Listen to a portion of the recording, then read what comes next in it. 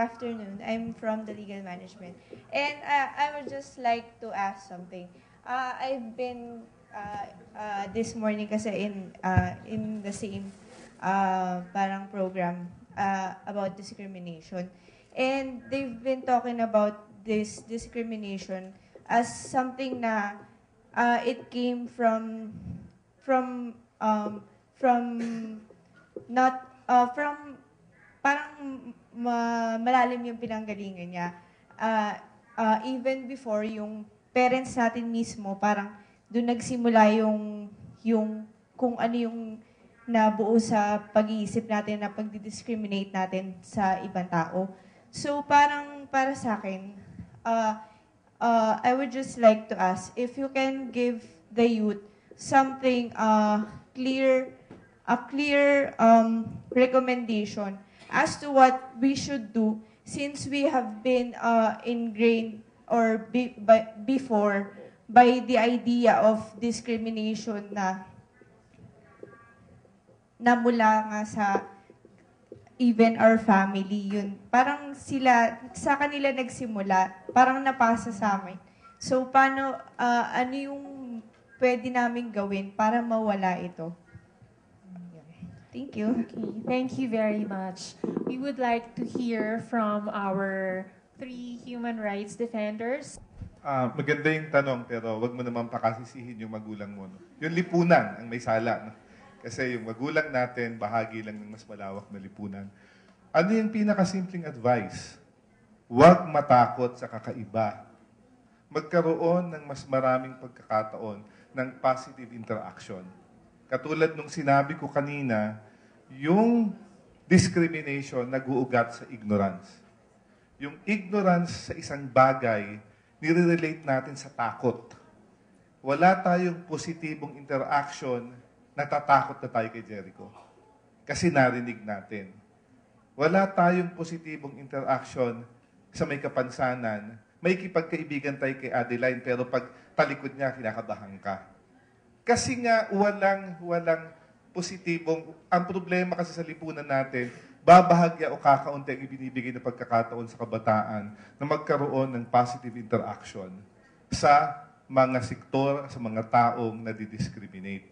Kaya buksan natin ang utak natin at lagi nating pakakaisipin, ang pagiging iba ay hindi krimen. I-discover natin ito, tignan natin ito, laging bukas ang isip natin.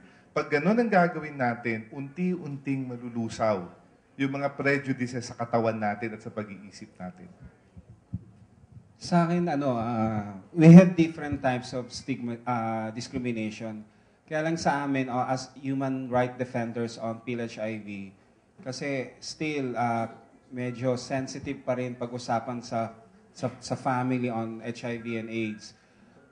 Siguro yung correct information regarding sa education on HIV, no, paano na ita-transmit, paano na i-prevent, ano yung mga for body liquids na natatransmit ang HIV. Kasi as far as I know, marami pa rin ang lack of knowledge on HIV and AIDS.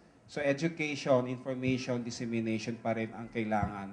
And then sa mga youth naman, I know na nagde-explore kayo in terms of sex, no? Pero dapat kailangan dito rin pumapasok yung positive prevention para ma-reduce yung spread ng HIV. Mayroon kaming tinatawag na behavioral change communication. No, para you have to be responsible to your own sexual health. Sa usaping HIV and AIDS. Yun. Ang sasagot ko lang po, alam niyo ho, kahit na nandito po ako sa harapan, bilib na bilib po ako kay Mr. De Vera at saka kay Mr. Paterno, no? Kasi lalo na po yung kanina sinabi niyo, sir, yun din siguro sa ating lahat.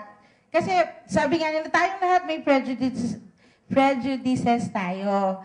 At minsan nga, tatama, sir, yung sinabi ninyo na nag-uugat yon kasi hindi alam. So siguro ang pinakamagandang question ay sagot dun sa kasi narinig ko sinabi ni Mr. De Vera, sinabi din ni Jericho, yung talagang pag-aralan natin, alamin natin. Nakakahawa ba yung may kapansanan? Nakakahawa ba ang HIV?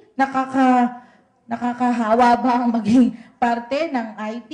Yung mga ganun po, alamin natin yon. At sa ano naman pwedeng-pwede naman na ngayon nating alamin. Para pag alam na natin, hindi na natin mababago na yung, at maging bukas syempre yung kaisipan. Yun ang importante. Maging bukas ang kaisipan na at tanggapin na ang iba ay hindi mali.